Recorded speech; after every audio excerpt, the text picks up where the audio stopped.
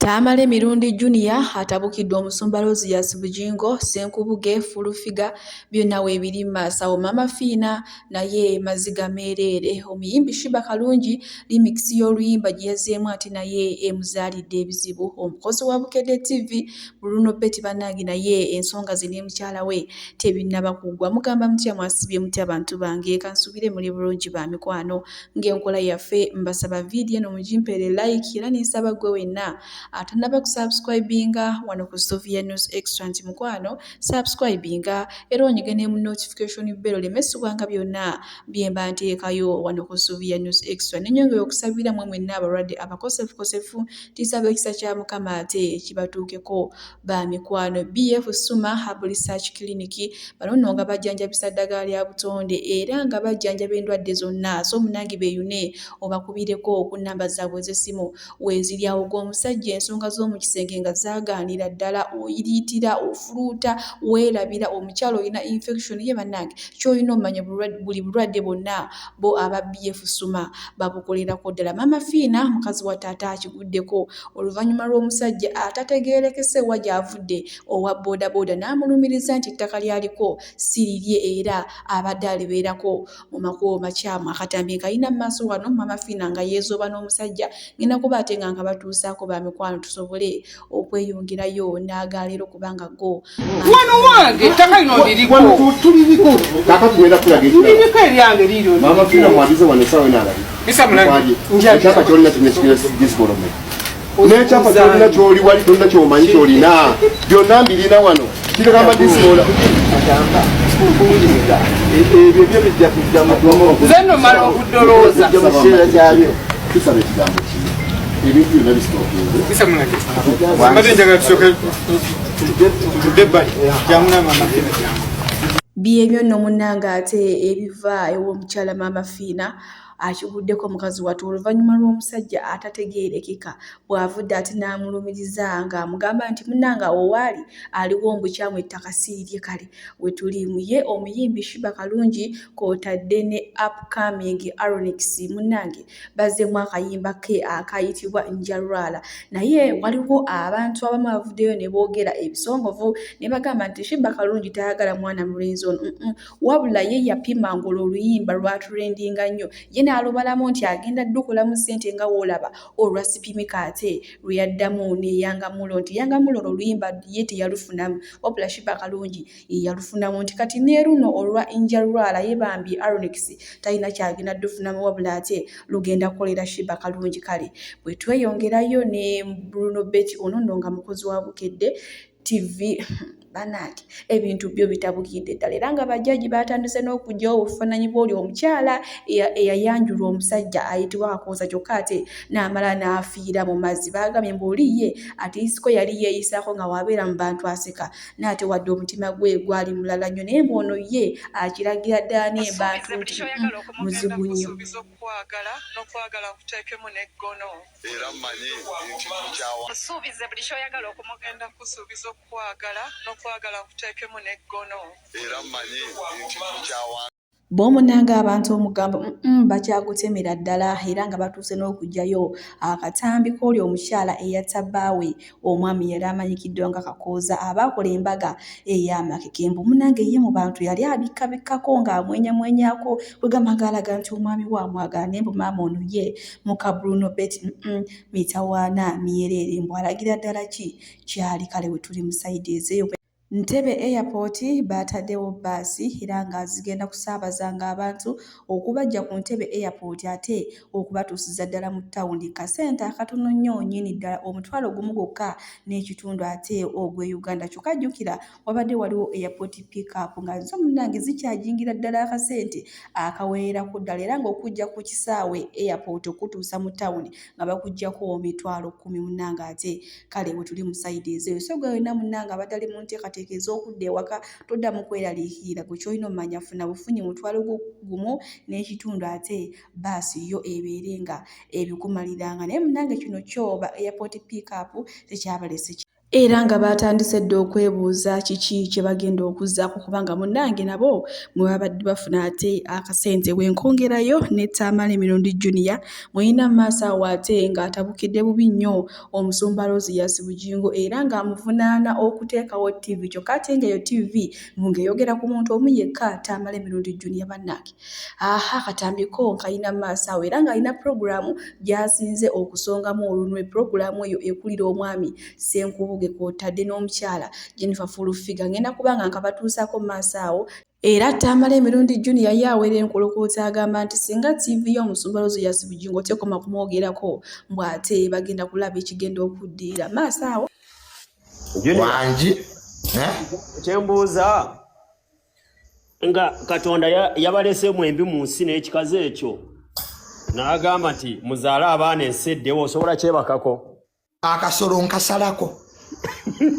oba amanege gojjamu weba tuleka ne Fulufiga mu nsi nkwata makase akasolo nenkajjako oba nenekuba akasabbuuni nkozesa n'amagi tebakyetaaga ogule jirita zino ez'ebibiri ennene ezo kuba ez'ebibiri ziba z'amaanyi ojje mu bujja manege kuba kyagala kutulwepinga kyagala nnyo obuvubuka obuto banaye kirabika bubi tosobola olaba nze kyatuulanga mu motoka yange y'emabega neetagetinga nga kisitamye naye nga sina ne kyendaba kirya oba tekirina na kasolo kibwe ekyo kyali kyagala kukwata kakalaamu tekiddamu kumanyira bantu taddamu kimanyira ate olaba ne Cumi akisinga obulungi Cumi osobola nakufuna feelings ze n'oyima nze Fulufiga ne Cumi nnyima naye kiina enkovu eno badde kifa ngera bwe kifaanana mu mbugo n'omutima gwakyo bwe gufaanana kiyina omutima omubi sitaani eyo banaye ekikazi ekyo banaye kitufuukidde ekizibu oba ICC teraba omukazi n'akeera ku TV y'eggwanga nga bunaku yeewerera abaana b'abantu TV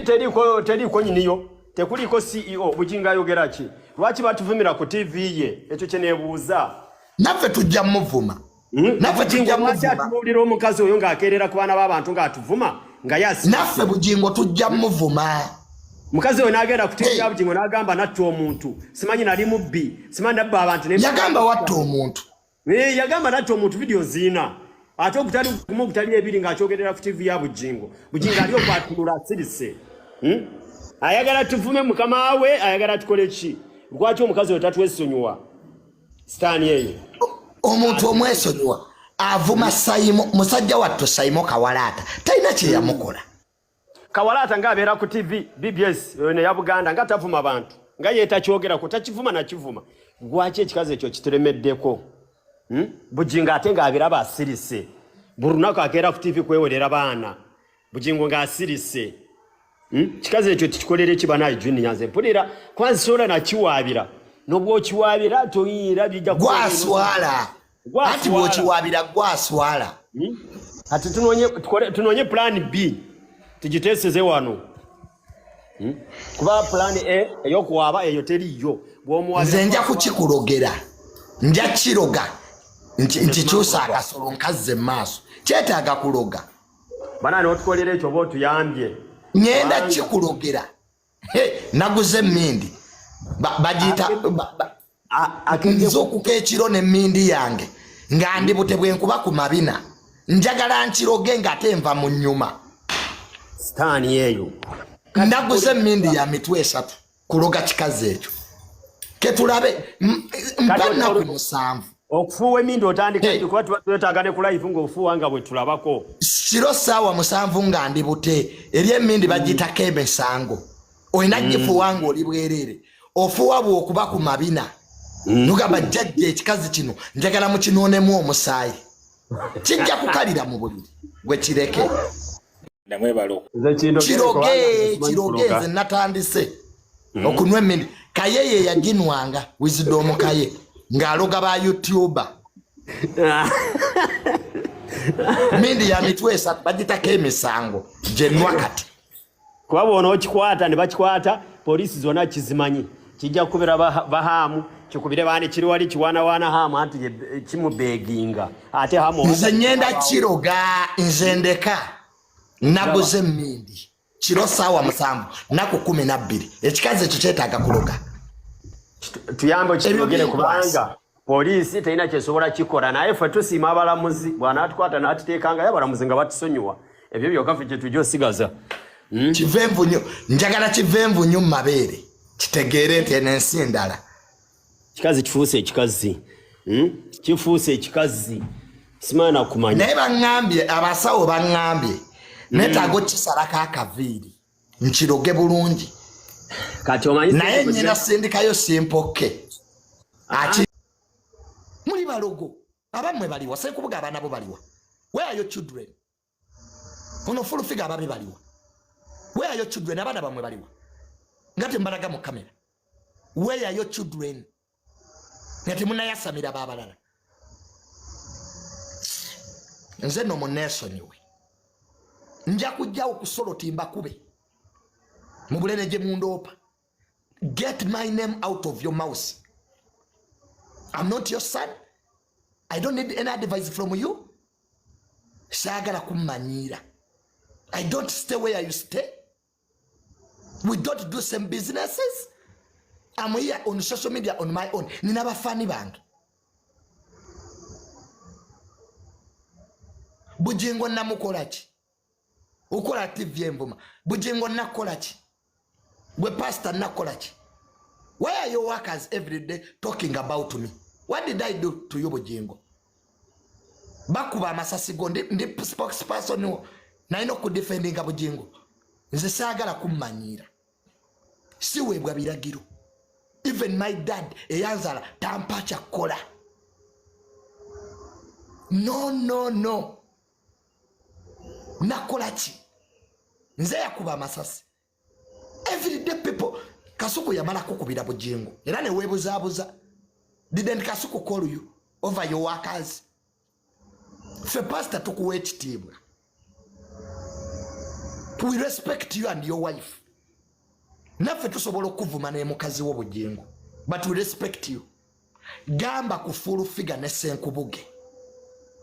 to stop what they are doing. Tetubayinaako buzibu. Nze musawo Namaganda Sylvia era nga ndi musawo omutendeke ate era nga nkola n'ekitongole kyebayita Bright Future Superior Unique Manufacturers of ebirungi kikola eddagala erya habo nga lirya 100% natural. Alina osteoporosis, alina rheumatoid arthritis, alina ebirwadde biri mutawaana bya joints, omugongo, afunye accident, bannange byose byenjawulo. Kaddio kitegeeza omutima fasitula kitegeeza era olina omuntu takyajjukira ebyavudde olusi yeerabirayo, alina alzheimer's, memory loss, olina omwana takola bulungi mu kilaasi, bannange omuliza akyankalana eddagala likola bulungi ku baana. Tulinamu kati nga kano kebayita prostate relax. Kano akadagala kayamba abaana okutangira prostate cancer, kabayamba alina prostate enlargement, bannange olina kansa atandiikiriza ali mu stage esookuba ey'okubiri. Mugambe oba sisitawo oba bratawo oba mukwano mugambe ajja kusangala kafe kano tagenda kuddamu kulowooza ku ebirwadde. Enkwaso ze tezimala kamuyamba okuyingiza enkwaso ze nokuzikyawo. Bannange tuna expowerman bw'abanga alina enkwaso ze tezimala kano kayamba okuyingiza enkwaso ze afuna premature ejaculation bw'aba tuse mu kisaawa amala mangu kano kandida oba any harmful bacterias